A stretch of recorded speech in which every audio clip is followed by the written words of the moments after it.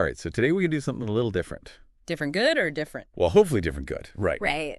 Yeah, so we're going to take a deep dive into like some hard-won wisdom, the kind that usually only comes after, decades of living and making mistakes and all of that. Yeah, the school of hard knocks. Exactly. Yeah. Yeah, so we're going to get a little bit of a shortcut today. Our source is a pretty candid reflection that was shared on YouTube. Oh, fun. Yeah. So this is someone who is looking back on 60 years of life. Wow. And they sort of distilled it down to 6 like core things that they've realized. He's still like a life well lived so far. Exactly. And for you, the learner, this is an opportunity to kind of, fast track maybe some life-altering perspective so you can, gain this knowledge quickly and thoroughly Skip the mistakes, hopefully. without having to go through those 6 decades yourself. Right. Yeah. Cut to the chase. Exactly. Yeah. So we're going to be exploring these 6 kind of core themes, and I think it's going to be quite a journey. I'm excited. Yeah, I am too. Okay. So first of all, we're gonna talk about the freedom of authenticity. Oh, I love that one. Yeah, right. Like just being yourself, and then we're gonna unpack the hidden costs of, keeping up with appearances. Ah, the Joneses. Yeah, exactly. The Joneses, and then we'll delve into the true sources of joy, The things that really matter. right? And then the critical importance of your health. Up mental and physical. Exactly. And then we'll look at how this balance of time, health, and money, like how that shifts throughout life. Interesting. And finally, we'll talk about, this transition from being a saver to being a spender and how that can actually be kind of tricky later in life. It's a whole mindset shift, right? Yeah, exactly. Okay, so let's just jump right in. Let's do it. So this first one, this idea of stop pretending, what struck you about that from the video? I think the thing that really kind of hit me was, the speaker was talking about just the sheer amount of energy that you free up when you stop trying to be someone you're not.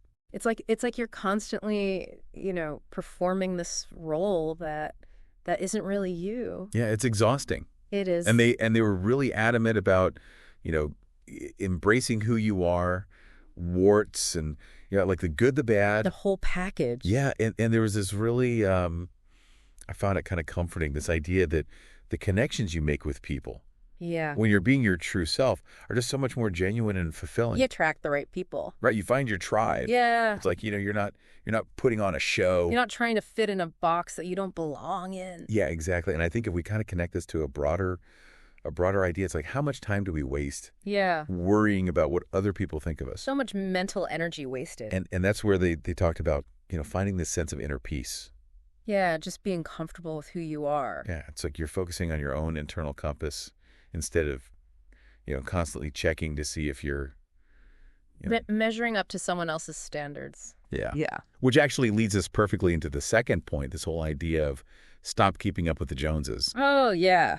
And given the speaker's background as a financial advisor, They've seen it all. they've seen it all. Yeah. So I think this one carries some real weight based on their, decades of experience. Absolutely. And what they were saying about this constant striving for more, having to have the newer car, the bigger house, Right.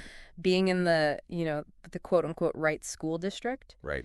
They see that as a huge impediment to, actually building financial security. And particularly for retirement. Especially for retirement. Yeah. And it comes with this real cost that sometimes we don't even see. Right. You're spending all of this money to keep up with. A facade. Yeah. Hmm. But are you actually enjoying it? Yeah, and that's the key question that they were asking is, are you pursuing this, bigger house or this fancy new gadget because it truly aligns with your values and it brings you genuine satisfaction? Or are you doing it because you feel like you need to project a certain image? Yeah. Or to keep pace with the people around you.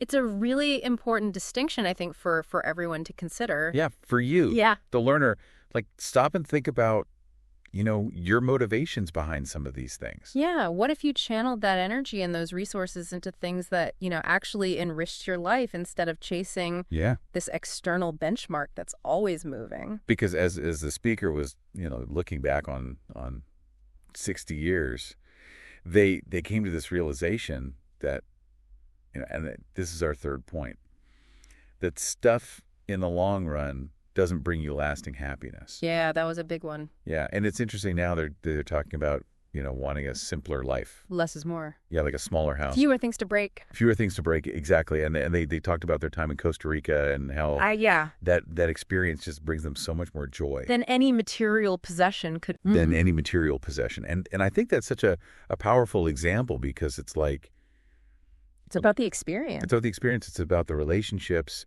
It's not about, the stuff. Right, and they were saying how, so much of that pursuit of stuff when Yeah. you're younger is really driven by this desire to, to impress other people. You want to look successful. The status symbols. Yeah, exactly. And now it's shifted to, helping loved ones and prioritizing their own health.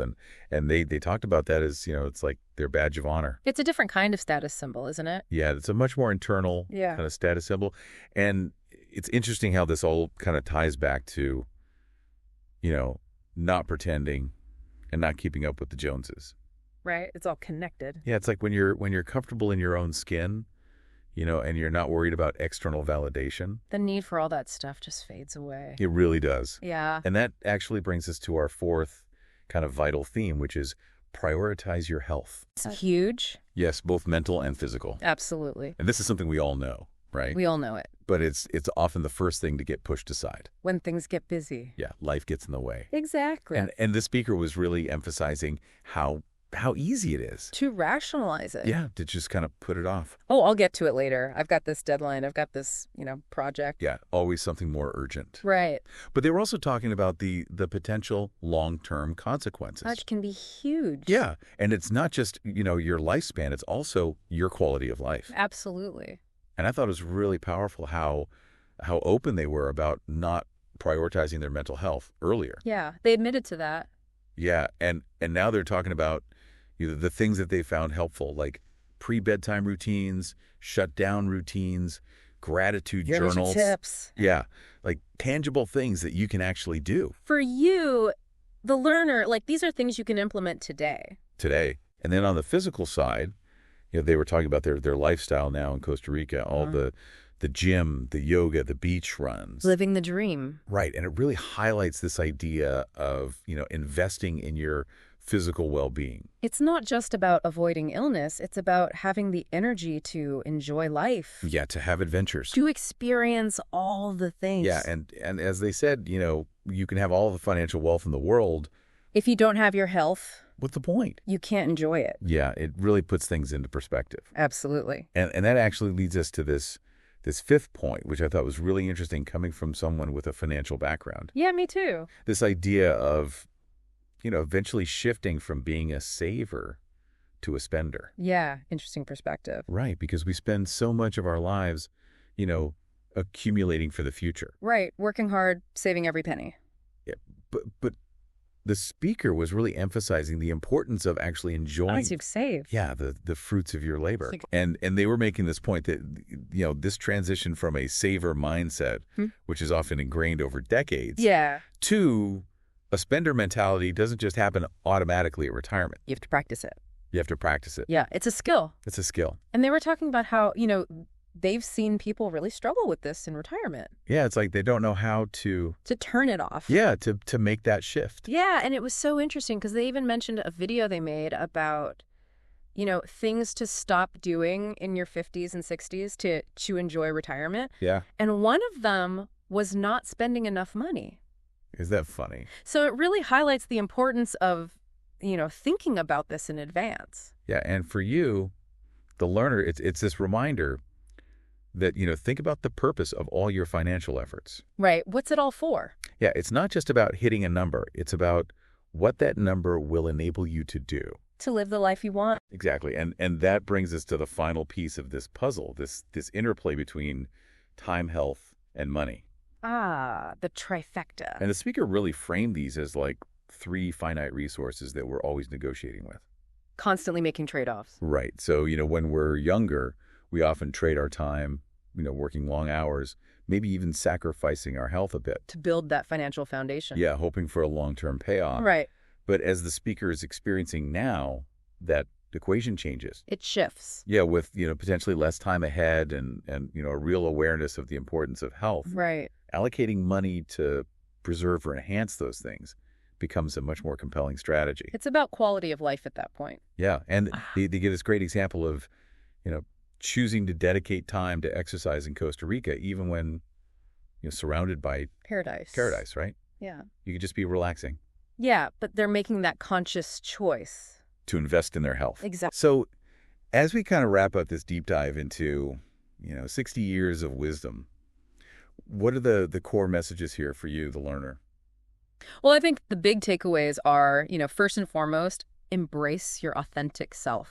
Yeah. Stop pretending be who you are. Yeah, and you'll save so much energy. So much energy. Yeah, and then resist that urge to constantly compare yourself to others and, chase material possessions. The Joneses. Yeah, because true contentment comes from within. Yeah, I love that. And then, prioritize experiences and relationships over material accumulation. Things don't bring lasting happiness. They don't. And then, of course, relentlessly invest in your mental and physical well-being, because It's the foundation. that is a foundation. It's for everything. For everything. And then remember that, saving is a means to an end. It's not the end goal itself. Yeah, the end goal is enjoying life. Right. And that transition to spending is actually a skill you need to develop.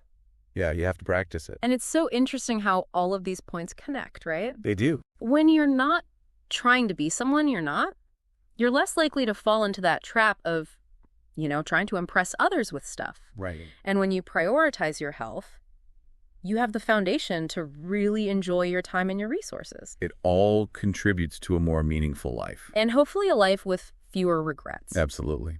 So, the learner, I want to leave you with this thought.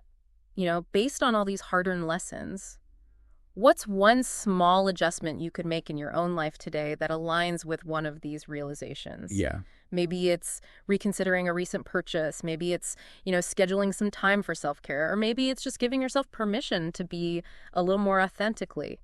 This isn't just about listening to us talk. It's about taking action. It's about putting this wisdom into practice. Mm-hmm. Yeah, and making your life a little bit better. A little bit better every day. Every day. Awesome. Well, thank you so much. This was great. It was a pleasure. I always enjoyed these deep dives. Me too. All right. Until next time. See you later. Take care. Bye.